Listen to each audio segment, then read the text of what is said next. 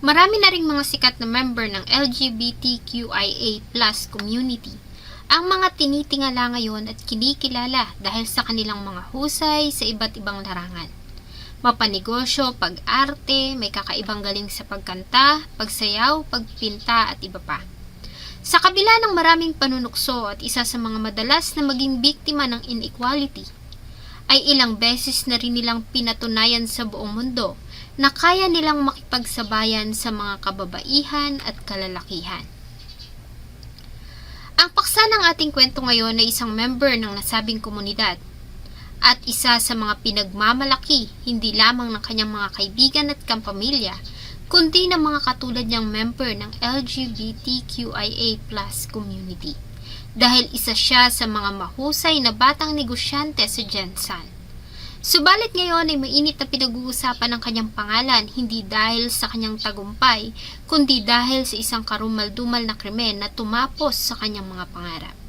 Samahan niyo po akong talakayin ang naging masakit na kamatayan ng founder at owner ng isa sa mga kilalang salon ng General Santos na si Renante Tampus. Bago ko po ipagpatuloy ang ating kwento, sa mga bago po sa channel ko at nais sa mga ganitong klase ng kwento ng krimen na nangyayari sa loob at labas ng ating bansa ay maaari pong pakipindot ang ating subscribe button at notification bell para ma-notify kayo pag may mga bago tayong upload na videos. January 15, 2025 nang makatanggap ng tawag ang tanggapan ng kapulisan si Jensan dahil sa isang kaso ng pagpatay.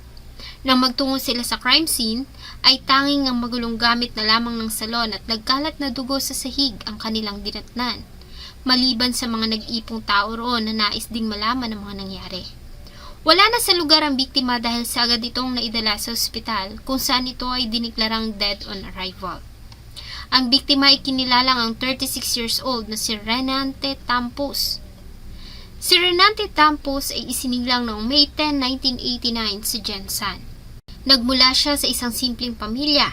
Bagamat mahirap ang kanilang pamumuhay noon, ay lumaki si Ren sa pagmamahal ng mga magulang at ng 5 mga kapatid.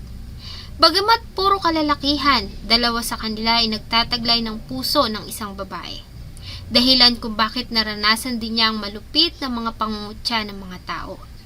Ganon pa man, hindi naging hadlang para sa isang Renante Tampus ang mga pinagdaanan para talikuran niya ang pagiging isang bakla. Sa kabila nito ay pinagpatuloy niya ang pagkilos at pananamit bilang isang babae. Bagay na sinuportahan naman ng kanyang mga magulang, lalo na ng kanyang ina at mga kapatid. Bilang kapalit ay lumaki si Ren bilang isang masunuring anak. Masipag ito at maaasahan. Ni minsan ay hindi nito binigyan ng problema ang mga magulang.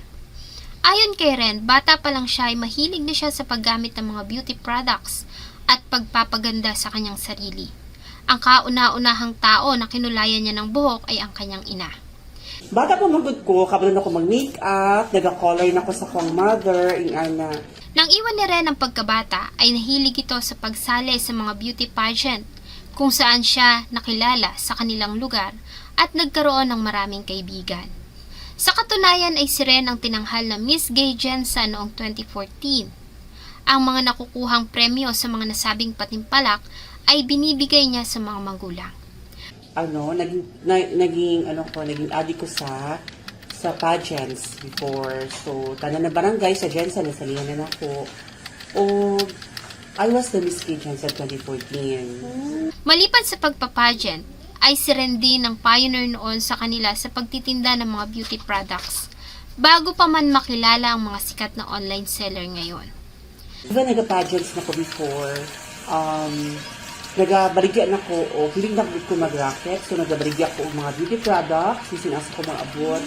So, before pa nagliparan ang mga beauty sets here sa Jensen. So, isa ko sa mga pioneering nga na nagabenta o beauty product. Sa pagpapageant niya rin nakuha ang idea sa pagbubukas ng salon ang Renata Nara. Ayon sa kanya, noong mga panahon na nagpapageant pa lang siya, at malimit na lumahok sa mga Miss Gay ay palagi niyang ginagamit ang pangalan ng sikat na Puerto Rican actress, model at dating beauty queen na si Dayanara Torres. Kaya naman isa sa kanyang mga academic coach sa pageant ang nagsuggest sa kanya ng pangalang Renata Nara mula sa pinagsama niyang pangalan at ni Dayanara. Nag-join ko pageant before, so ang ginagamit na ko na name is, kung familiar ka or basig wala nakakaabot kay Miss Dayanara Torres, gibuhat niya ang Dayanara o ang Ren, gisugpo niya, so naging Renata Nara. Nang magsimula si Ren sa salon ay bata pa siya at mahilig pa sa mga paglabas-labas kasama ng mga kaibigan. Kaya hindi niya napagtuunan ng atensyon ang kanyang itinayong negosyo. Kaya naman hindi ito naging matagumpay at agad na nagsara. Pero wala siya naging successful kay tungod, syempre sa kabataan, naging gusto na to laag-laag lang, na ako'y salon, pasagdaan lang na ako, igo lang ko maka-income, mulaag na ko, mag-inom na ko, pageant ko, so napasagdaan ako siya. Nang magsara ang kanyang salon ay lumuwas siya ng Manila para sa mga magandang opportunity. Sa Manila ay nabilang siya sa ilang mga indie films at dito ay pinagpatuloy niya ang pagtitinda ng mga beauty products online. Kadali ko nag-adto ko og Manila. Kadali nag-indie film ko, kadali lang yun siya. No? So 4 years ko sa Manila. Nag-racket ko dito sa Manila. Nagbaligi ako yung beauty product / indie, kadali ay naging extra ko. Nang bumalik si Ren sa Jensen, ay nakilala niya ang lalaking nagpatipok ng kanyang puso at tumanggap sa kanyang pagkatao, sa katauhan ni Ked Jomari Ismael. Nang makilala niya ang nobyo, ay ninais na ni Ren na manatili ng Jensen at dito ay muli niyang binuhay ang dating salon na Renata Nara. Tapos, pagbalik ako sa Jensen, so nakapartner ko which is tarong kay ng lalaki. So, ingon ako sa iya ha, gusto ko mag-stay na sa Jensen, na magpuyo na ko. So, anak ko na sa iya na, gusto ko mag-ibalik ang salon. Sa pagkakataong ito ay binuhos ni Ren ang lahat ng oras at effort niya sa salon. Kaya naman naging isa itong tagumpay. Mula sa isang maliit na salon ay napalago ito ni Ren hanggang sa magkaroon pa ito ng 2 branch sa 2 magkaibang lugar sa Jensen. Dahil sa husay at dekalidad na serbisyo, ay mabilis na nakilala ang Renata Nara Salon sa Jensen. Malimit nilang maging customer ay mga empleyado ng bangko, munisipyo, at malalaking establishment sa Jensen. Kaya naman sa tuwing may maghahanap ng salon doon ay palagi nilang bukang bibig ang Renata Nara Salon. Sa kabila ng tagumpay ay nanatili si Ren na mapagkubaba sa kanyang ordinaryong mga araw, ay palagi mo itong makikita sa kanyang salon kung saan ay siya mismo ang nag-i-entertain ng kanyang mga customer. Hanggang sa mangyari na nga ang karumal-dumal na pangyayari. January 15, 2025, matapos ang ilang araw na puyat at pagod dahil sa nagdaang holidays, ay talaga namang dinumog ng mga customers ang Renata Nara Salon. Bagamat may mga customer pa din na pumupunta doon para magpaayos ng buhok at iba pang beauty services na kanilang ino-offer, pagsapit ng 6:00 ng hapon, maliban kay Ren at sa mga empleyado ng salon, ay pailan-ilan na lamang ang kanilang mga customers.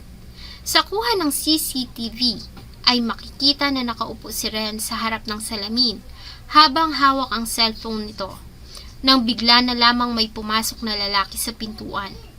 Naka-jacket ito at nakasombrelo at may takip ang mukha. Pagpasok nito sa pintuan, ay agad na itong napansin ni Ren at ng mga kasama. Nang makita nila na may tila kinukuha ito mula sa loob ng kanyang dalang bag, ay dito na sila nagkagulo. Binato pa ito ni Ren ang unan at ilang mga gamit na kanyang nadampot. Nataranta naman ang lalaki at mabilis na lumabas, subalit hindi pa ito umalis. Dahil sa muli itong pumasok sa salon at sa pagkakataong ito, ay dito na nito pinaputukan ng ilang beses si Ren at ang mga kasama, bago ito muling lumabas. Maya-maya pa, ay muli itong bumalik sa loob ng salon sa pangatlong pagkakataon. Dito na nito binaril muli ng paulit-ulit si Ren na noon ay paakyat na sana sa hagdan. Tinamaan nito sa hita at sa dibdib. Sa kuha ng CCTV ay maririnig pa ang huling mga salitang binigkas ng biktima. Hala lang, patay na ako lang. Tulungan mo ko lang, tulungan mo ko bilis. Hala lang, patay ko lang. Punta bangin ko yun. Nang makita na tinamaan na ang pakay, ay mabilis nang lumabas ang lalaki. Sa labas ay sumakay ito sa isang motorsiklo na minamaneho ng isa pang lalaki na siyang nagsilbing lookout. Dahil sa nasa kalayuan ng sasakyan nila Ren, ay isinakay nila ito sa isang nagmagandang loob na tricycle at agad na isinugod sa General Santos Doctors Hospital, kung saan ay diniklara ito ng emergency doctors doon na dead on arrival. Marami ang nawalang dugo dito, sanhi ng mga tinamong tama ng bala ng baril, lalo na sa kanyang dibdib. Sa ginawa nilang pag-iimbestiga ay naging palaisipan pa sa mga pulis ang pagkakakilanlan ng suspect at ang motibo nito. Noong una ay inakala nila na marahil ay isa iyong kaso ng hold-up dahil sa may mga pagkakataon na rin umano noon na pinasok ang salon ng isang hold-upper. Subalit nagkaroon ng linaw ang lahat sa naging pahayag ng nobyo ni Ren. Ayon sa report, nang barilin ng lalaki si Ren ay nabitawan nito ang dala nitong baril. Dahilan para yumuko ito at kunin ang baril. Sa pagkakayuko nito ay natanggal na bahagya ang taklob nito sa mukha. Dahilan para makilala nila ito. Ang suspect ay kinilala nilang ang tiyuhin ng nobyo ni Ren na si Lito Riehang. Positibo din kinilala ito ni Ismael. Ayon sa kanya, si Lito at ang kanyang nobyo na si Ren ay naging magpartner sa isang oil refill business. Subalit noong mga nakaraang buwan ay nagkaroon ng problema ang nasabing negosyo. Kaya naman ay pinull out ni Ren ang kanyang share doon na nagkakahalaga ng 100,000 pesos. Bagay na ikinasama ng loob ng suspect at ito ang tinuturong dahilan kaya nito pinatay ang biktima.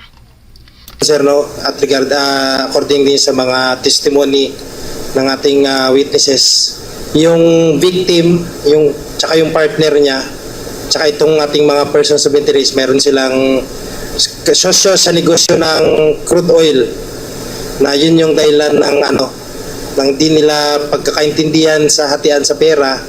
At the same time, ito rin yung cause ng kanilang alitan. Yung sa crude oil, ma'am, yun yung mga small scale, ma'am. Yes, ma'am. Dahil dito, ay agad na ikinasa ang isang hot pursuit operation laban sa suspect na si Lito Riehang, na residente ng Purok Pandian, Barangay Labangal, General Santos. Subalit hindi na nila ito dinetnan sa kanyang tirahan. Ganun pa man ay nagawa namang maaresto ang isa pa sa mga suspect, ang tinuturong lookout at nagmaneho ng motor na ginamit ni Lito Riehang sa pagtakas. Bagamat nasa kamay na ng mga pulisya, ay nanatili naman itong tahimik at magsasalita lamang umano sa utos ng kanyang abogado. Si Ren ay inihatid sa kanyang huling himlayan sa isang private cemetery sa kanilang bayan. Sa kabila ng pagsasara ng ilang araw, matapos ang krimen ay muli nang binuksan ang Renata Nara sa pamamahala ng kapatid ni Ren. Sa kasalukuyan ay patuloy pa ring pinaghahanap ng mga pulis ang suspect na si Lito Riehang na nahaharap sa kasong pagpatay General Santos Prosecutor's Office. Panawagan ng pamilya ay sumuko na ito at harapin ang ginawang kasalanan para na rin makamit ng kanilang anak ang hustisya. Malayo pa sana ang mararating ng isang Renante Tampos na sa edad na 36 ay nagawa ng mapalago at makilala sa Jensan. Mabait na tao, maraming kaibigan, magaling na negosyante at entrepreneur. Walang tinatapakang tao at nabubuhay ng mapayapa. Ang pinatay. Ang ugat ay ang labis pa ring pagkasakim sa salapi. This is my motto sa unang pagid ni siya. Be positive, be risk taker, be kind. Oo. Kaya kung na-adjust kay kind, kung kind ka nga pagkatao, mas asa ka ibutang sa kalibutan, gituwad ba ka, or gibaliktad, o sa baliktad, kung kind ka nga tao, matwis man kakadili para mo balik ang iyong pagka-kind, so i-bless jud ka sa Ginoo, sa tinuod lang. Oo. Lalo sa mga ka-LGBT na katudinha na mga members, mga kaigsuunan, so always be kind. Mora gid na siya kay actually pag maging good ka sa kapwa nimo tao, magbalik na sa imong buhaton. Mag-business man ka or nag-project man ka or unsa pa man imong mga ginabuhat sa imong life, be kind. Mao lang na siya. Sana po ay nagustuhan nyo ang isa na namang kwento na akin pong ibinahagi. Marami pong salamat sa inyong patuloy na pagtangkilik sa akin pong mga videos. Huwag niyo pong kalimutang mag-iwan ng inyong saloobin at suggestion sa atin pong comment section. Thank you so much po and see you on my next video.